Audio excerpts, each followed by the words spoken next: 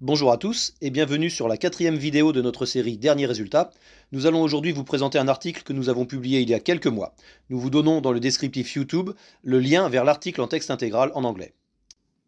Alors avant de commencer, voici la référence exacte de l'article que nous allons vous présenter.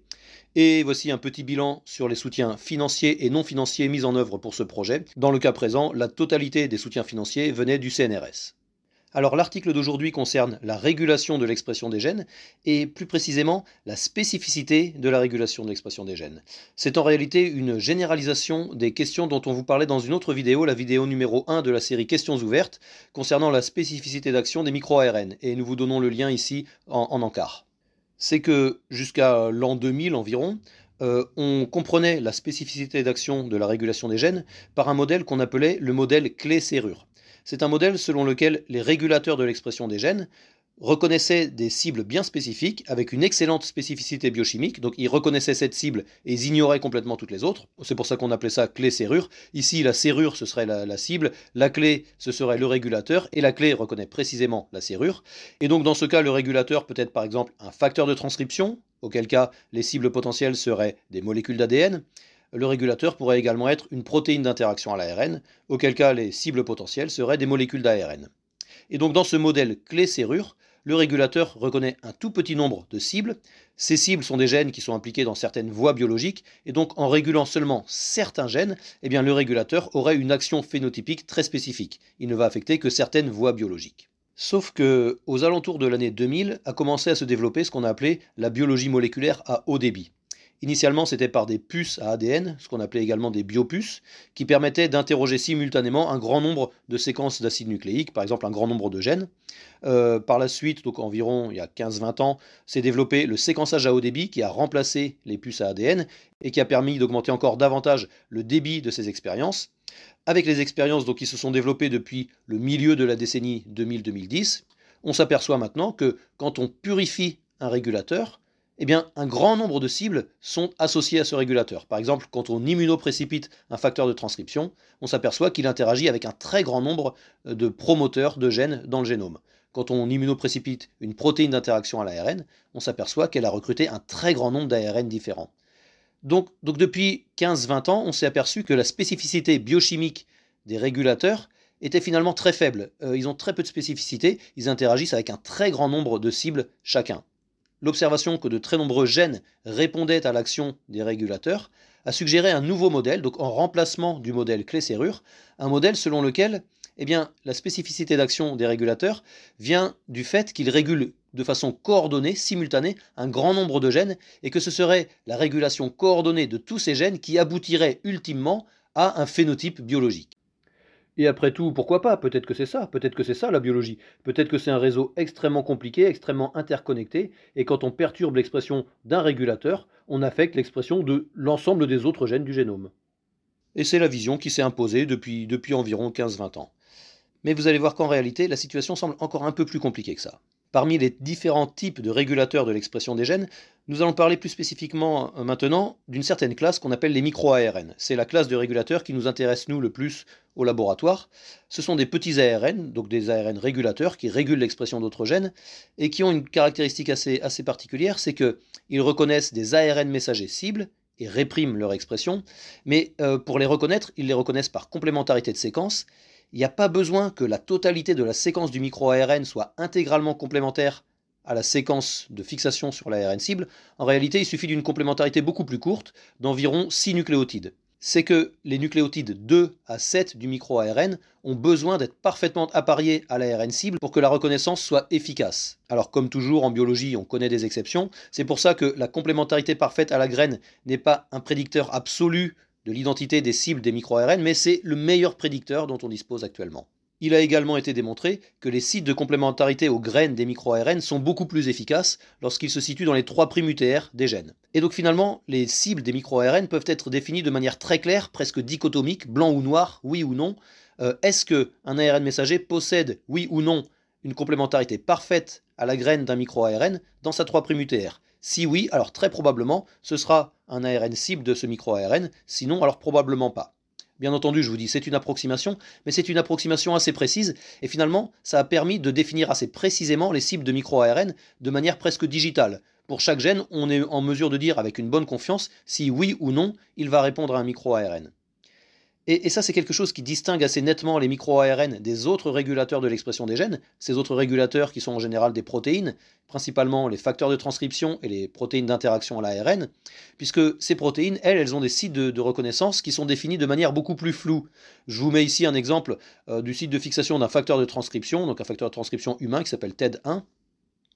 Vous voyez qu'il se fixe sur les séquences d'ADN qui ont essentiellement CATTCC, mais après ce CATTCC, c'est bien si vous avez un T ou un A, ensuite un C, mais qui peut être remplacé par un G, etc.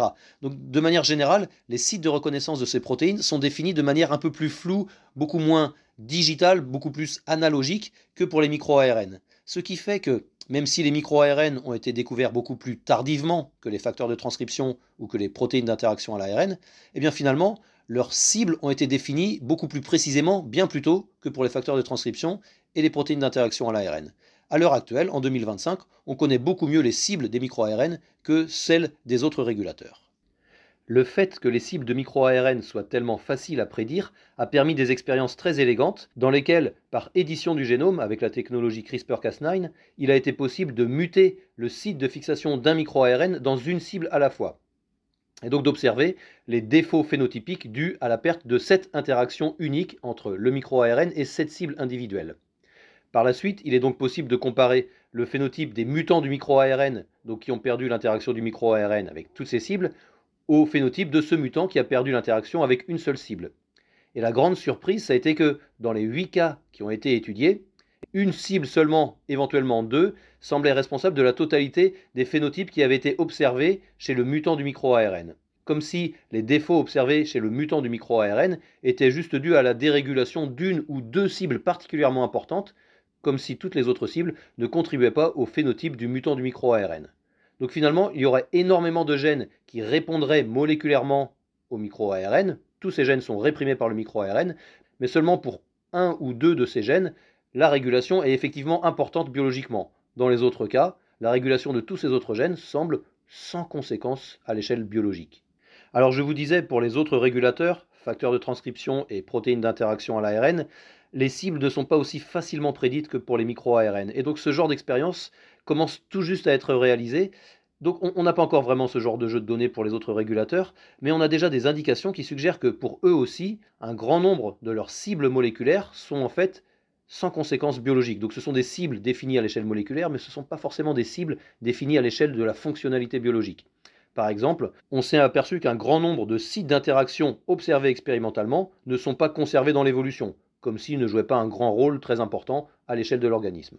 Et ces observations nous amènent à une considération assez importante, qui est que maintenant, avec la biologie moléculaire à haut débit, les expérimentateurs ont atteint des niveaux de sensibilité extraordinaires. Nous arrivons à détecter des molécules qui sont très peu abondantes dans les cellules, nous arrivons à détecter des phénomènes biologiques qui sont très modestes en amplitude. Et donc on arrive à un point où finalement le fait qu'on observe un phénomène ne signifie pas qu'il est biologiquement important, qu'il joue une fonction biologique. Ça peut simplement être des phénomènes microscopiques sans conséquences biologiques, par exemple des collisions entre molécules qui ne jouent aucune espèce de fonction biologique, mais qu'on arrive à détecter.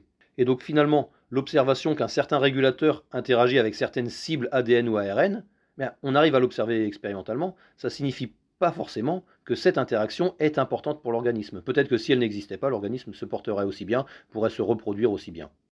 Et là, il faut bien reconnaître que la manière avec laquelle la communauté scientifique représente l'ampleur des régulations de l'expression des gènes, cette manière fait difficilement passer le message que la régulation de l'expression des gènes est finalement d'une ampleur très modeste. Très modeste, par exemple, en comparaison avec les fluctuations inévitables qu'il y a dans l'expression des gènes entre différents individus de génotypes sauvages. Je vous montre ici par exemple l'ampleur de la répression de différentes classes de gènes par un certain micro-ARN. Donc chaque classe de gènes est représentée par une différente couleur. On voit bien qu'il y a très peu de différence entre les différentes classes de gènes. Les jeux de données se chevauchent énormément. Maintenant, si on représente exactement le même jeu de données mais avec un autre type de représentation, si on représente la fonction de répartition empirique de ces valeurs, Et bien là, on fait ressortir graphiquement beaucoup plus les différences qui sont pourtant minimes entre ces différentes classes de gènes. Et ça, c'est un genre de représentation qu'on retrouve énormément dans la littérature scientifique et qui tend à amplifier graphiquement l'ampleur apparente de la régulation de l'expression des gènes. La conclusion de tout ça, bien entendu, c'est que pour évaluer si un phénomène biologique, par exemple la régulation d'un gène par un régulateur, si ce phénomène a une fonction biologique, la meilleure manière, c'est encore de le tester à l'échelle biologique, à l'échelle de l'organisme. Par exemple, l'édition du génome par CRISPR-Cas9 permet maintenant de muter un site d'interaction pour un micro-ARN ou un facteur de transcription ou une protéine d'interaction à l'ARN et d'observer les conséquences que cette délétion va avoir à l'échelle de l'organisme, et donc de tester réellement de vrais phénotypes à l'échelle macroscopique, plutôt que juste tester des effets sur des abondances de molécules. Bien entendu, ce genre d'expérience est très convaincant, mais il est très lourd, très difficile à mettre en œuvre, et il prend beaucoup de temps. Il n'est pas rare que certains collègues s'affranchissent de ce genre d'expérience in vivo et cherchent à attribuer une fonction biologique à un régulateur, non pas en regardant effectivement, expérimentalement, l'effet de la délétion de ces sites d'interaction sur des cibles, mais plutôt en regardant les annotations automatiques des fonctions des gènes qu'ils ont identifiés comme cibles pour ce régulateur, et en cherchant si certaines annotations étaient particulièrement enrichies ou appauvries dans la liste de ces gènes cibles. Et après, ils disent, bah voilà, si ce gène tend à surtout cibler des gènes qui interviennent dans telle ou telle voie biologique, alors sans doute que ce régulateur a un effet sur cette voie biologique. Cette méthode, qui est très utilisée dans la littérature scientifique, n'est pas fiable du tout. Je vous mets un exemple ici, pour le micro-ARN qui s'appelle MIR33 chez la souris. Des souris mutantes pour ce micro-ARN ont été préparées, donc on sait quels sont les défauts phénotypiques de ces souris. Elles ont essentiellement des défauts dans le métabolisme des lipides. Si maintenant on regarde les cibles prédites de ce micro-ARN MIR33 et qu'on regarde quelles sont les annotations automatiques qui sont particulièrement enrichies parmi ces cibles, elles n'ont rien à voir avec le phénotype qu'on a effectivement observé. Si on regarde maintenant les annotations automatiques les plus appauvries parmi les cibles prédites, là non plus, elles n'ont rien à voir avec le phénotype observé, et pas davantage si on regarde les annotations les plus significativement enrichies ou appauvries. En réalité, ces analyses d'enrichissement ou d'appauvrissement d'annotations automatiques des gènes nous donnent des résultats, mais des résultats qui n'ont rien à voir avec la réalité biologique. Moi, ça me fait un petit peu penser à ce qu'on appelle les hallucinations des intelligences artificielles. C'est quelque chose qui semble vaguement cohérent, mais en réalité qui est complètement inventé. Il est donc devenu important de réconcilier les observations apparemment contradictoires entre la biologie moléculaire et la bioinformatique d'une part, et la génétique in vivo d'autre part. La biologie moléculaire et la bioinformatique nous disent que énormément de gènes répondent effectivement à l'expression de ces régulateurs, mais la génétique in vivo nous dit que la plupart de ces interactions semblent sans conséquence à l'échelle macroscopique, seulement certaines d'entre elles sont vraiment responsables de l'activité biologique du régulateur, toutes les autres apparaissent fonctionnellement inutiles même si elles sont réelles à l'échelle moléculaire. Donc pour réconcilier ces deux types d'observations, il faut bien admettre que d'une part toutes ces régulations existent à l'échelle moléculaire, mais que quelque chose à l'échelle intermédiaire entre le microscopique et le macroscopique vient atténuer les conséquences fonctionnelles de la plupart de ces interactions.